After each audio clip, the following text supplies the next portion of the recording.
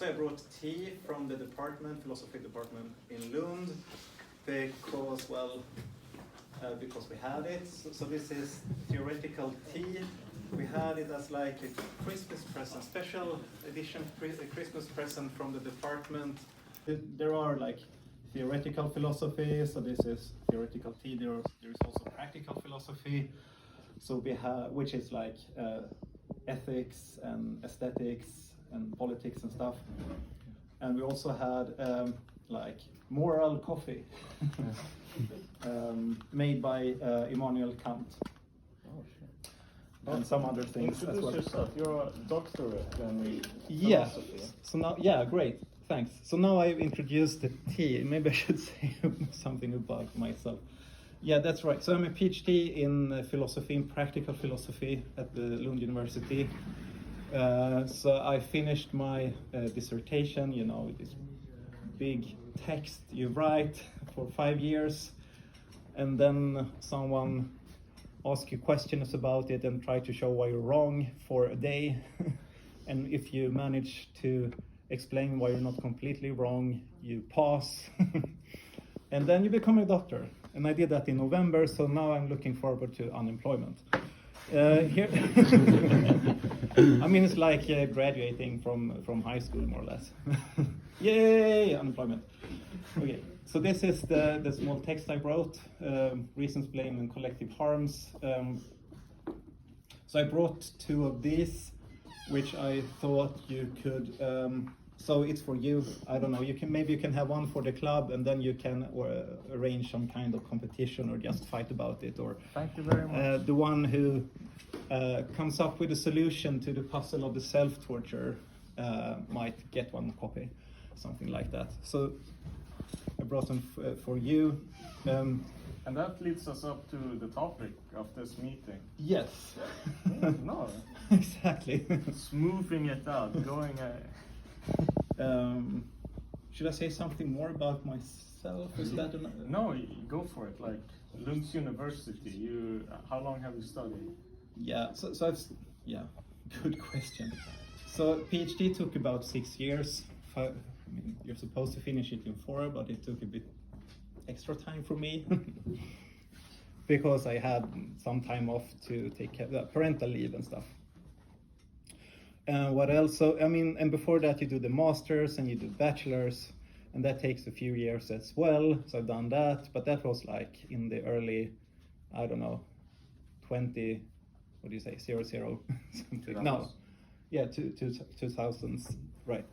So almost 20 years ago. So I've been working at Östra Grevie Folkhögskola, like a community college, and as a high school teacher for a few years, not here, but at another school. And then I thought, well, maybe I should continue this philosophy thing instead. So, and I got, after a few tries, I got accepted to PhD program. Yeah, that might be enough about me. So in this small book which I wrote, I write about reasons and blame in relation to collective harms, as the title kind of indicate. And collective harms, they are things like, I don't know, climate change. I mean, it doesn't matter if, I guess, doesn't make a difference to climate change, you might think, if you, for like one Sunday, you go for a drive just for fun in a fossil fuel powered car. But if enough people do so, there will be climate change and huge problem. Or there are other cases as well, like it's a hot summer and a severe water shortage is looming. If I take a nice long shower, does it make a difference for whether there will be a water shortage or not? But if enough people take such a shower, there will be a water shortage, and etc., etc. And on the front page of this book again, there is this path across a lawn, and this is like the first example, which I know at least, discussed in philosophy in the 1930s, of this type of case at least, which was like in Oxford. if enough people are taking a shortcut across this beautiful lawn to get to lecture in time, there will be this ugly path across this lawn. So, but it doesn't really matter for how the lawn looks if one person cross it. So for each person, it seems rational just to cross the lawn. Doesn't really matter. You get there and you get to lecture in time. The lawn looks just the same, but if everyone does this for, I don't know, a few weeks, it will look like this instead. And it's the same with these walks I've seen on my way to a shopping mall I usually go to. If there's a shortcut you can take with your bike, there's always people that are already gone there because you see the trail. Yeah. And so it's with every type of phenomenon and different roads and everything. Like, if we want to go somewhere, we build a road because many people before that went through that road. But when it's climate change, the road we're talking about now is climate disasters and pollution and every type of negative global effects. And you went into smoking in this text, which you will read in your groups. It's not already. Now we're presenting the text and the topic that we're going to discuss. Yeah, should I say, I guess I should say something about the example which is in the text. I could just say one short thing about climate change and this like path across the lawn. I mean, path across the lawn, it's not a big thing. But the usual reaction people tend to have to that kind of example is that why doesn't anyone just put a paved path across the lawn in that place, which looks nice and everything, there's no problem anymore. People can come to the lecture in time and the lawn still looks great. So there is some kind of structural solution to this kind of problem, and there usually are that kind of solution. And to climate change, people might think like, it doesn't really matter what I do, the government should do something about it. The problem is that, well, what kind of government does something about this? Well, I guess the government which has an ambition to have green policies of different sorts. And how do we get that kind of government? Well, we have to vote for some party which has green policies. And how does voting work? Well, one vote doesn't seem to make any difference at all, but if enough people vote for the right party, whichever that is, it makes a difference. So, I mean, you kind of get back into the same problem again. And that's partly why I think this is a fun philosophical problem to discuss. And right, one final thing, I mean, I guess you want to discuss this and not just listen to me. This puzzle of the self-torture, which you are going to discuss, but I guess you will get into this other kind of similar questions as well. It goes like this. So imagine that there is a medical device and there is a doctor.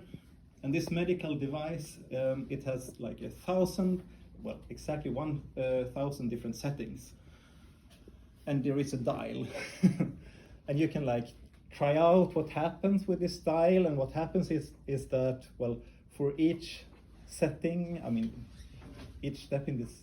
Yeah, each level. Yeah, each level you go, there will be a tiny amount of electrical current going through your body. It's too small, this current, to even be perceived. So, I mean, if you just turn it from 0 to 1, you don't feel anything at all. And if you turn it from 1 to 2, well, there is no difference between 1 and 2. If you turn it from 2 to 3, there is still no difference between 2 and 3, and so on. But if you turn it all the way to 1,000, you kind of wish that you hadn't started out playing with it dial to begin with, because you'll be in excruciating pain. Yeah, so when you're choosing from 0 to 1, no difference. And for every level you go up in this experiment, you get $10,000, I think, is the amount. Yes. And so when you compare 1 to 2 and these levels, and you compare, for example, 20 to 21, you see no difference, you feel no difference.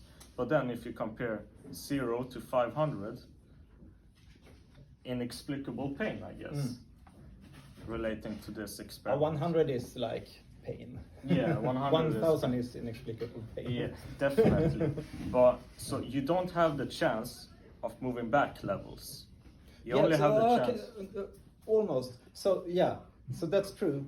But so I mean, you get the choice each week whether to turn the dial up one step and get $10,000. And this paper was written in the 90s, so I guess now it will more be like $20,000. Yeah. So you get an insane amount of money if you turn up this dial one step. And well, there is some current which will go through your body for the rest of your life, but you don't really feel it, so why not? But the thing is, I mean, when I said, and you can never go back, so that's the thing when you have chose, but you can kind of, for the rest of the week, you can play with it. You can go up and down and just try it out.